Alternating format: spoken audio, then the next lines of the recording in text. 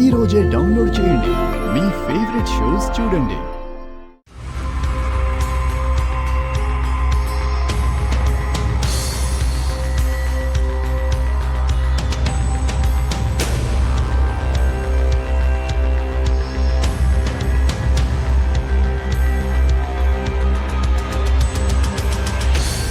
నీకు నిండు నూరేళ్ళమ్మా. ఇప్పుడే మీ గురించి తలుచుకున్నాం. మీరు పెట్టిన టెన్షన్స్ వల్ల సగం ఆయుష్లు తగ్గిపోయి ఉంటాయి. నిండు నూరేళ్లు షష్టి పూర్తులు ఎక్కడ జరుగుతాయి? నువ్వు గమ్మునుండవయ్యా అపసకన పక్షి. అమ్మా, మాతాజీని కలవడానికి వెళ్ళారా? అవును శ్రీకర్. ఎందుకు? ఆమె సలహా తీసుకుందామని వెళ్ళాం. మాతాజీ ఏం చెప్పింది? నిశ్చితార్థం సమయంలో మన కులదైవం అన్నపూర్ణదేవి ఉండడం మంచిదని చెప్పింది. పెద్ద మెలికే పడిందిగా.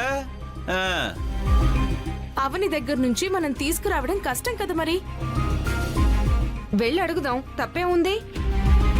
వెళ్ళి అడిగామమ్మా, ఇస్తానంది. మరి ఇంకే హ్యాపీనే కదా. మరి మొహాలు ఎందుకంత దిగులుగా పెట్టారు? విగ్రహాన్ని మనం ఎటు బయటికి తీసుకురాలేము. తనను తీసుకురమ్మని అడిగాం. అందుకు తను మనకు కండిషన్ పెట్టింది. అవకాశం దొరకాలే గాని ఆడుకుంటుంది. ఇంతకీ ఏం కండిషన్ పెట్టింది?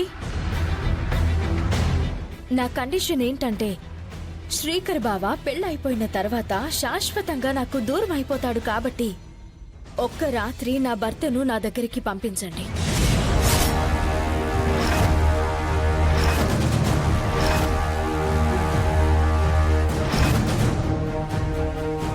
రాత్రంతా నాతోనే ఉండిపోవాలి.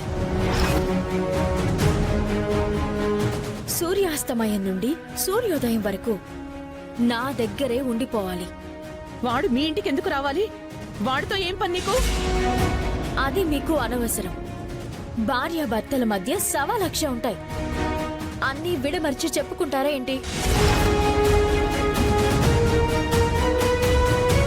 ఎప్పటికైనా మీరందరూ నన్ను అర్థం చేసుకుంటారు అని, మీ అంతటా మీరు మమ్మల్ని కలుపుతారు అని అనుకున్నాను. అటువంటి ఆశలకు ఇంకా అవకాశం లేదు అని అర్థమైంది. సందర్భం వచ్చిన ప్రతిసారి మీరు నా కూతురు అక్షయ్ను శాశ్వతంగా వదులుకోమని అంటున్నారు. అది నేను ఎటూ చేయలేను అని తెలుసు. ఇప్పుడు నా భర్తని జీవితాంతం నాకు దక్కకుండా చేయబోతున్నారు. అందుకే ఆఖరిసారి నా భర్తతో గడిపే అవకాశాన్ని నాకు కల్పిస్తే, మీరు కోరిన విధంగా ఆ అమ్మవారిని తీసుకుని రావడానికి నాకు ఎటువంటి అభ్యంతరమూ లేదు. నేను చెప్పింది మీకు అర్థమైంది కాబట్టి నిర్ణయం తీసుకోండి. కుటుంబంతో చర్చించి కబురు పంపించండి.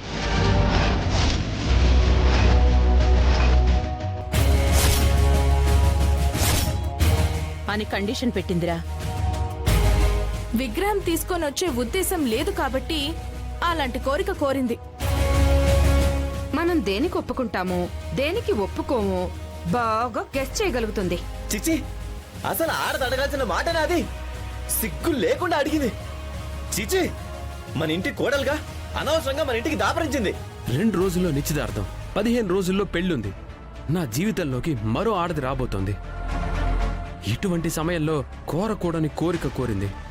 ఇది సమంజసంగా లేదు.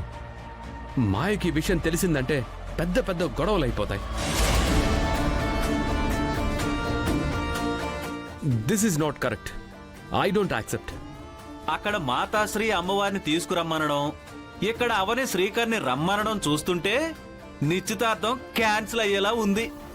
నాటకం అంతా జగన్నాటకం. ఇప్పుడు ఎలా మరి? ఈ సమస్యకి పరిష్కారం ఏంటి? నిశ్చితార్థం సవ్యంగా జరగాలి అంటే తప్పదు శ్రీకర్.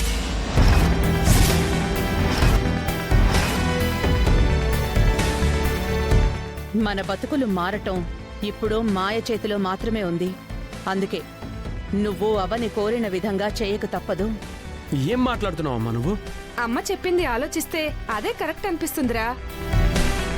అవును శ్రీకర్, ఆ మధ్య ఆ ఇంట్లో స్నానంకి వెళ్ళానన్నావు కదా, ఇది కూడా అలాగే అనుకో. 5 నిమిషాల క్రితం వెళ్ళకూడదన్నట్టు మాట్లాడారు. ఇంతలోనే మారిపోయారేంటి? రేయ్ పరిస్థితుల్ని బట్టి పొద్దుతిరుగుడు పువ్వులాగా మారిపోవాలరా. అయినా నువ్వు వెళ్ళేది ఎవరింటికి? నీ భార్య ఇంటికే కదా. లాస్ట్ అండ్ ఫైనల్ ఆఫర్ అనుకోనే వెళ్ళిపో. అనయ్య, పిచ్చి వాగుడు వాక్కు. నేను వెళ్ళను వెళ్ళను వెళ్ళను. అయితే అవని దగ్గరికి వెళ్ళి దాని కాళ్ళు పట్టుకుని అక్షయ్ని మర్చిపోని బ్రతిమాలుకో. రెండిట్లో ఏదో ఒకటి చెయ్యి. అందుకు తను ఒప్పుకోనంటుంది కదమ్మా. అయితే మేము చెప్పిన దానికి ఒప్పుకో. మీరు మౌనంగా ఉన్నారేంటి? మీరు ఒప్పించే ప్రయత్నం చెయ్యండి. ఏం మాట్లాడమంటావు వేద? ఇది ఓ తండ్రి ఒప్పించాల్సిన విషయమా? ఓ తల్లి కోరవలసిన కోరిక? ఓ అక్క చెప్పవలసిన సలహానా?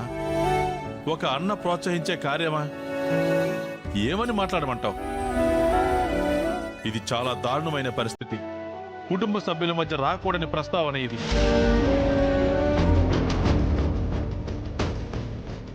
రేయ్, ఆయన అనుకూలతని బట్టి ఈ విధంగానే తప్పించుకుంటూ ఉంటారు కానీ నువ్వే నిర్ణయం తీసుకుందాం అనుకుంటున్నావో తీసుకో, నీ ఇష్టం. సరే అమ్మా, నువ్వు చెప్పిన విధంగానే చేస్తాను.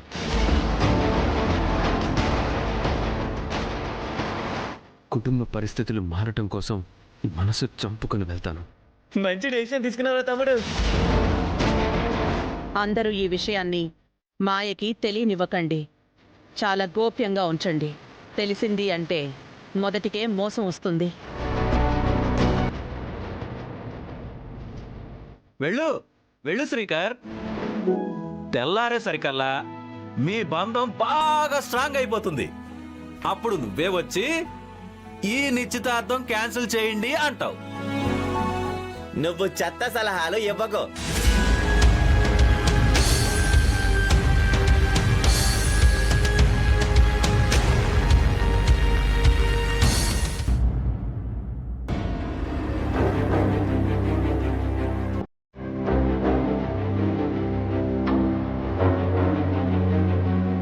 జై జటా.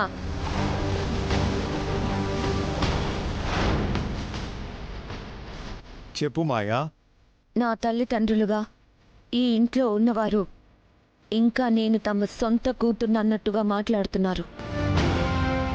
కానీ ఈ మధ్య వారికి నా మీద చిన్న చిన్న అనుమానాలు మొదలయ్యాయి.